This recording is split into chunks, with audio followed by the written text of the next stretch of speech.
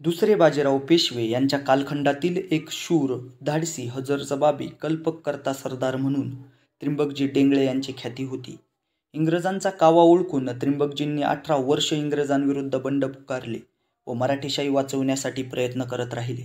अहमदनगर जिल्ह्यातील निमगावचाळी गावातील सामान्य कुटुंबात जन्मलेल्या त्र्यंबकजी डेंगळे यांनी केलेल्या संघर्षाविषयी व त्यांच्या ऐतिहासिक वाड्याविषयी जाणून घेऊयात. नमस्कार, मी सुमित डेंगळे आणि मी सरदार त्र्यंबकजी डेंगळे यांच्यावर संशोधन करतो. त्र्यंबकजी डेंगळे हे मराठेशाहीच्या शेवटच्या काळामध्ये शेवटचे पेशवे जे होते, पेशवे दुसरे बाजीराव यांचे सरदार होते. त्यांचे फार निकटवर्ती असे मुत्सद्दी आणि ते शेवटी पेशव्यांचे दिवाण होते.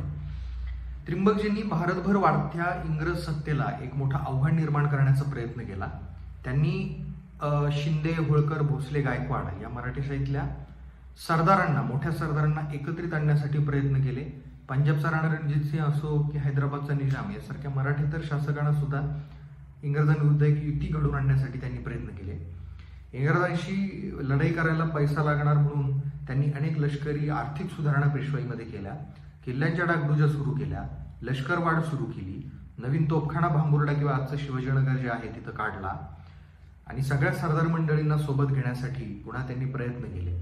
त्र्यंबकजींचं हे जे चालू होतं, हे पुण्याचा रेसिडेंट त्यावेळेस जो एल्फिन्स्टन होता, यांनी वारंवार कलकत्त्याच्या गव्हर्नर जनरलला याच्याविषयी माहिती कळवलेली आहे. शेवटी 1815ला एक गंगाधर शास्त्री खून प्रकरणात त्र्यंबकजींचा संबंध जोडण्यात येतो. त्यांना ठाण्याच्या तुरुंगामध्ये पाठवण्यात, नजरकैदेत ठेवण्यात येतं. तर बराच मोठा घटनाक्रम आहे. ठाण्याच्या तुरुंगातून त्र्यंबकजी डेंगळे शेताफीनं पलायन करतात आणि खानदेशामध्ये जाऊन तिथं भिल्ल समाज संघटित करतात.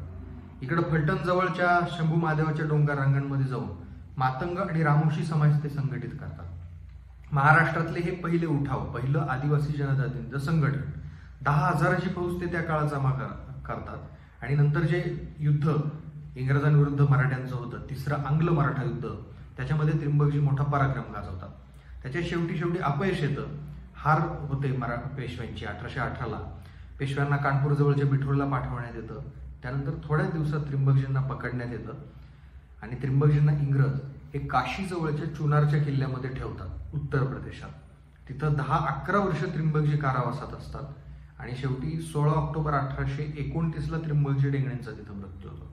त्र्यंबकजी डेंगळेंचा वाडा हा निमगावजाळी, संगमनेर तालुक्यात, नगर जिल्ह्यातल्या त्या निमगावजाळी गावामध्ये आहे.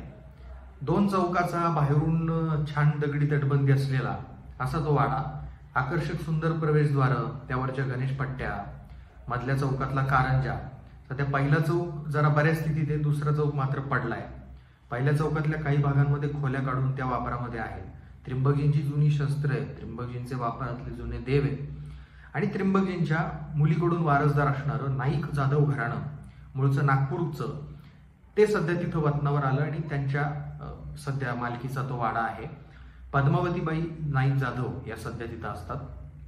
त्र्यंबकजी डेंगळेंची पुण्यतिथी गेल्या 3-4 वर्षांपासून निमगावजाळीचे ग्रामस्थ आम्ही सगळे मिळून ती साजरी करतोय आणि त्र्यंबकजी डेंगळेंचं एक मोठं स्मारक करण्याचं आगामी काळामध्ये आमचं नियोजन आहे. धन्यवाद. हा होता पेशवेशाहीच्या निष्ठावंत सरदाराचा व त्याच्या ऐतिहासिक वाड्याचा अपरिचित इतिहास. प्रतिनिधी सुदर्शन कानवडे, न्यूज 18 लोकमत, अहमदनगर.